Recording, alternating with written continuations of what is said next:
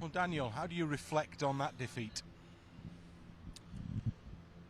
Deserved because of the first half. I think at half time I was pleased that we kept them relatively quiet, that we were able to defend all the set pieces in our defense, but I was not happy at all with our offensive game.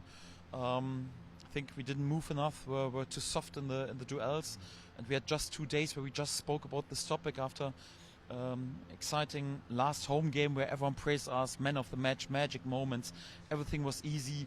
You need here a different approach. We played on the worst pitch of the season so far, but it's not like to blame the pitch, it's more like, come on, adapt your approach to it. And I think we didn't invest enough in our offensive game in the first half, and this was the reason we didn't create any chances.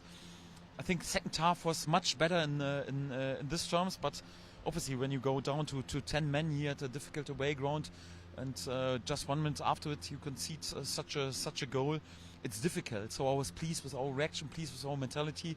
And if you then travel home with 1 point, it's also a good point on the road, and you can praise the mentality to come back after being back. I think in the second half we showed the right mentality, the right steel. Yes, and then obviously in underload we risked also a lot, but yes, and Miller, yeah, we opened the inner line in this situation. He moved in, and more or less it sums up the day that he was then able to finish with the dream goal into the top corner, and we suffered the defeat. We didn't deserve this defeat because of the second half, because we showed a really good mentality in underload, but I think we deserved it a bit because of our offensive game in the first half. With this, I was not pleased. We don't have to sugarcoat it. I was not happy with our offensive game.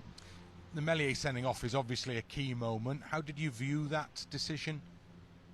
I think there's not much analysing needed. It was exactly what the Preston player wanted.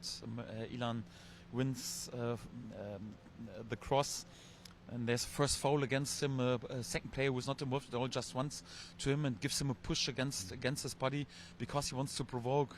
Yeah, Ilan shows a little reaction, then the player goes down and dives around. It has nothing to do with fair play, but you don't want to win the Nobel Peace Prize. So if you play against the team of the moment, and we were the team of the moment, after difficult weeks, you want to provoke something in order to give some advantage to your game. So I think the referee should have sensed this and should have go over and give him a yellow card, and perhaps also Ilan a yellow card, and say, come on, I don't want to decide a game that, or influence a game that much with the sending off.